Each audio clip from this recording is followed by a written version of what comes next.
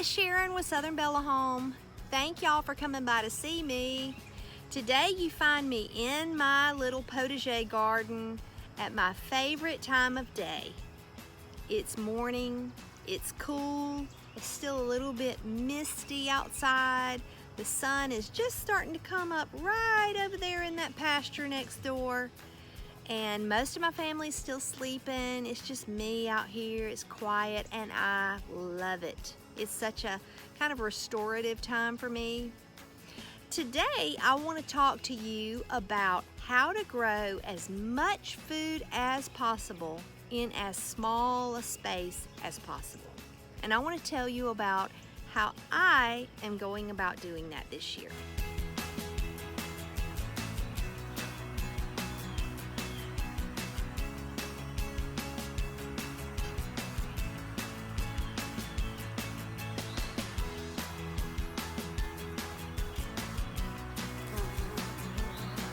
So a few videos back, I told you all that I was going to be attempting the self-wicking tub method that I saw on a video by Arm's Family Homestead.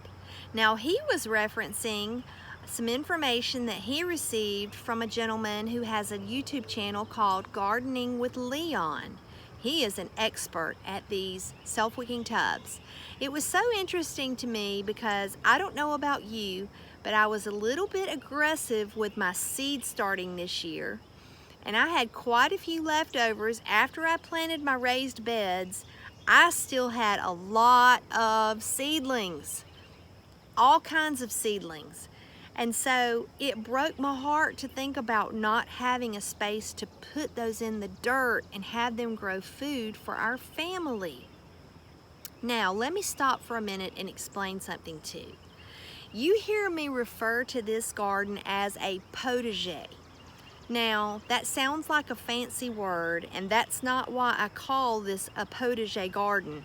But the word potager actually sums up the whole purpose of this garden and expresses it in the correct way. Potager is a French word derived from the word potage, which means soup.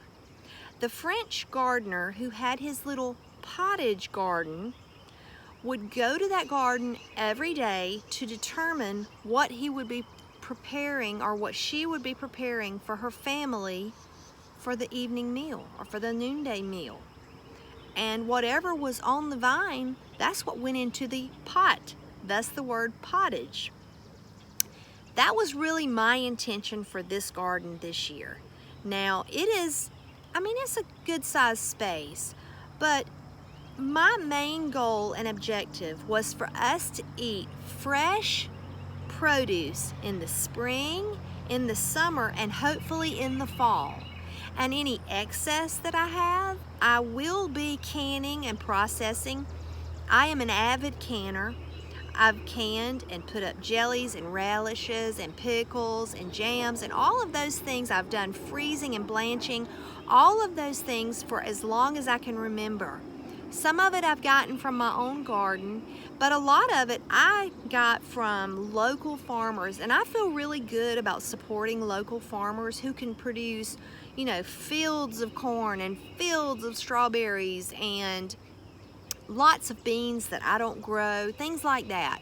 So I will can and I will process anything that I have an abundance of this year, but my main objective was for us to have wholesome, fresh, organic vegetables all spring, all summer. I'll tell you what I have been able to get out of this garden so far. Now, this was my first attempt at spring gardening. I've never had a spring garden before, but I loved it.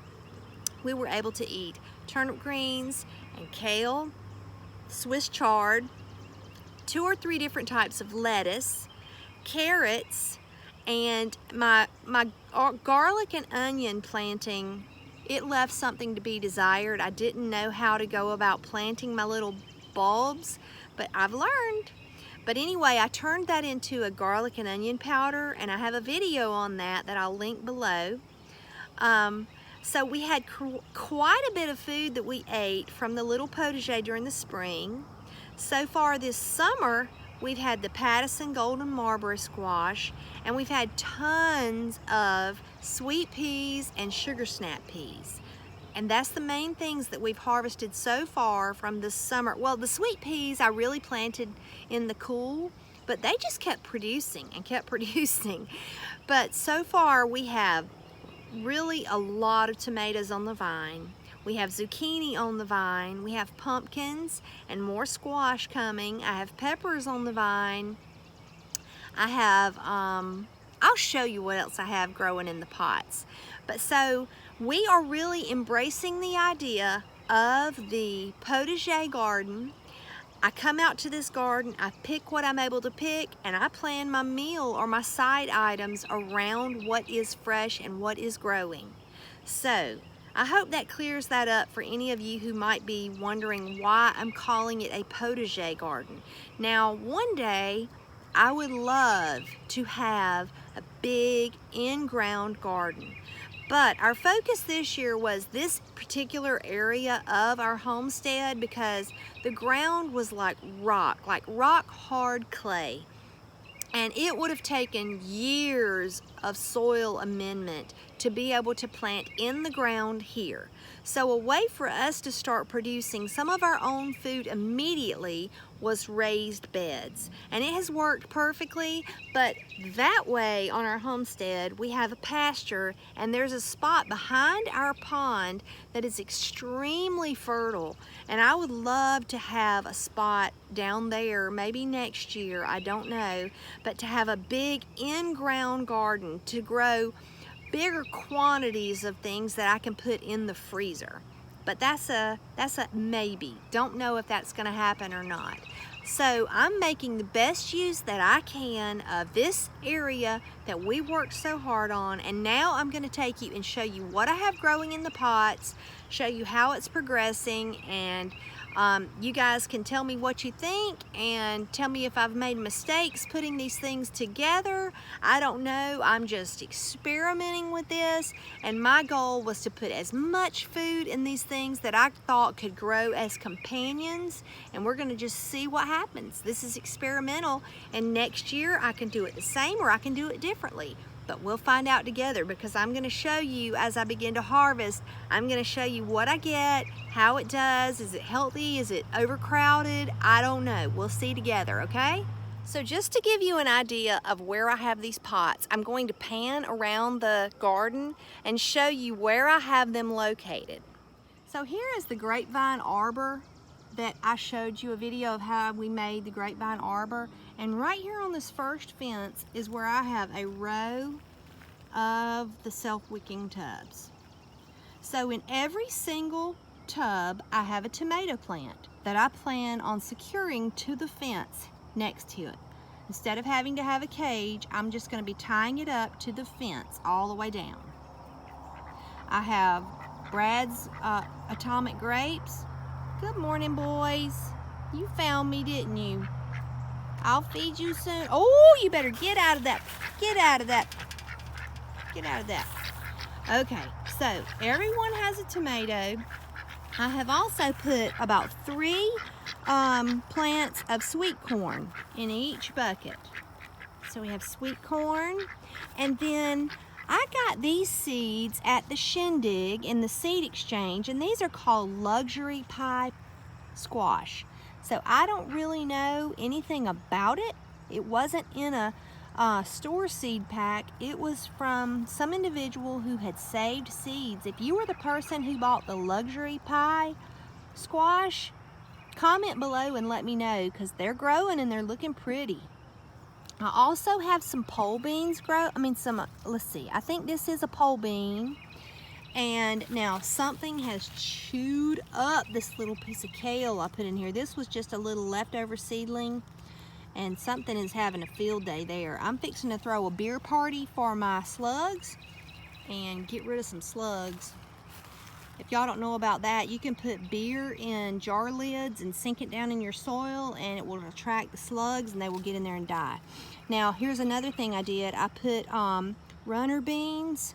I think these are, I can't remember if these are Noodle beans are just my pole beans, but I did it right here by the fence so they could trail up, and it's working. So I'm gonna have my tomato tied over here and my pole bean coming up here. In this second bucket, you see I have my corn. It's doing good, so something's snacking on it. Something's snacking on it. And then my beans and my little luxury pie squash. Another bean that's gonna trail up over here. And pretty much the same in every one of these buckets here, all the way down. The first 5 buckets, let's see, the first 6 buckets are all the same, right there. But in these buckets, I also have some herbs. You see I have my parsley growing under there, because I have found that some of these leafy herbs do not like to be out in the heat for long. So I figured that I would put something big over them that would shade them. So here I have dill growing, starting to flower a little bit, my dill. I have some kale. I have my beans, and I have curled parsley back there in the back right there. And each one of my tomatoes is big. They're doing good. They have blooms. Every one of them has blooms. So we're about to get tomatoes in every single one of these plants. Let's see right here. Now this is Brad's atomic grape that I started from seed, and you see it's already full of tomatoes. Look at that. Full of tomatoes. So I think that the tomatoes are really doing well. I don't see any fungus on any of those tomatoes. None of those tomatoes have a fungus on them. They don't have any yellow branches.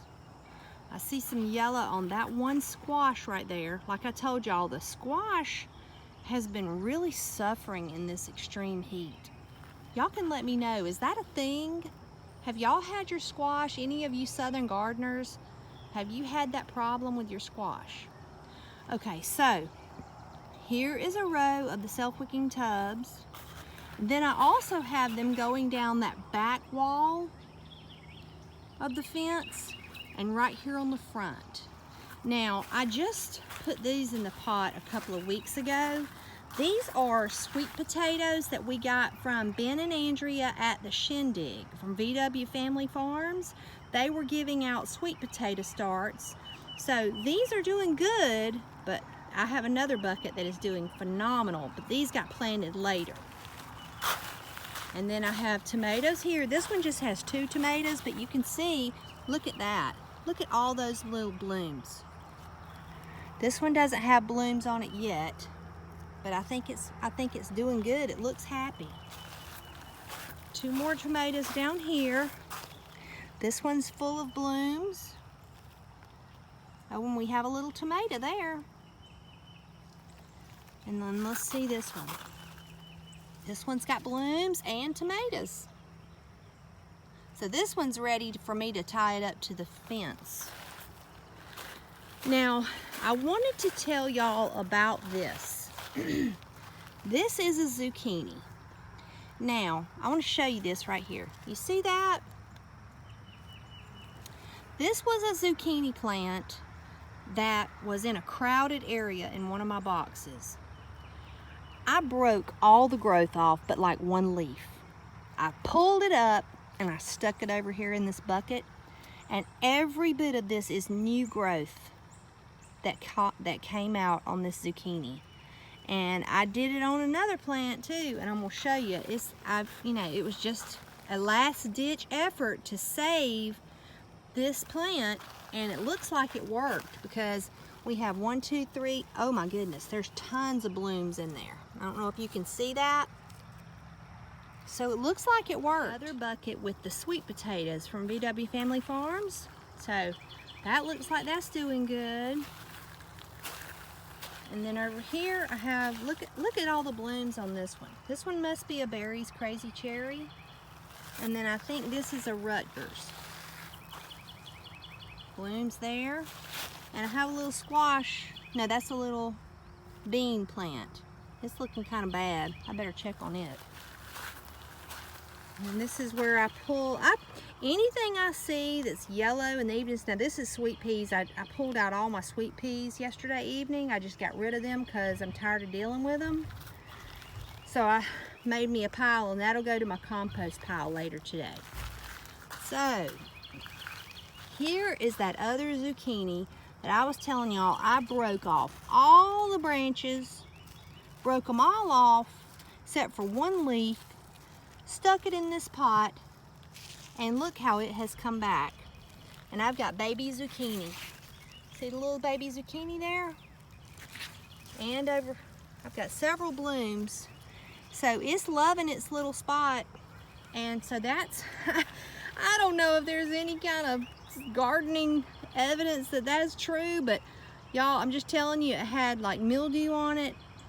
I broke everything off of it, pulled it out of the ground, and stuck it over here in these buckets, and it's come back with vigor and looks like it's doing great. Here is another little bean, another tomato full of blooms. That's a sickly little kale plant. That one looks like it needs to be pulled up. And another one of the squash that I pulled up out of the ground and stuck in the bucket. I have some room right here. I may put a pepper. Oh, something's come up that I started from a seed. I don't even remember what that was. It may be a little pumpkin or something. Do y'all do that? Do y'all stick seeds in various places and forget what you planted? And then over here is 2 tomato plants, a squash plant. Look at there, that's got a bloom on it. I don't know what that is. And then a bean plant that'll grow up the fence. I do see some yellow spots on the tomato right here. And what I'll do is I'll just break that off. It's probably from touching the pine straw there. So, there you go. I think that the bucket system is working pretty well. What do y'all think? Well, that's it for today. I just really wanted to show you how the growth was going in these self-wicking tubs.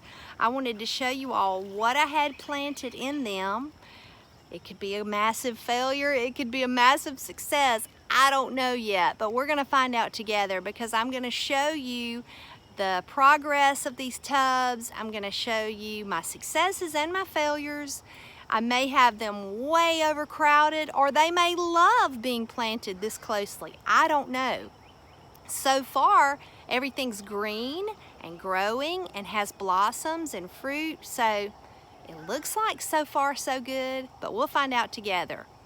If you like what you saw in this video, or if you love anything having to do with home and homestead, I would love it if you would subscribe to my channel. That would help me out so much. Also, ring the bell for notifications so that you won't miss any of my videos. I have a blog and website, and it's called Southernbellahome. I'd love for you to come see me there. I also am very active over on Instagram, and that's Sharon at Southernbellahome. I have a Facebook and a Pinterest page, and those are just Southernbellahome. So y'all come see me somewhere. Let's connect, and if you want to see more of decorating, cooking, canning, gardening, and we're about to start putting on our animals onto the homestead, so I'm going to be covering lots of that. Just come back to see me, and I hope y'all have a wonderful day. Keep home sweet, keep it inspiring, y'all, and keep it inviting so that your family always wants to be there. I'll see you later. Bye, y'all.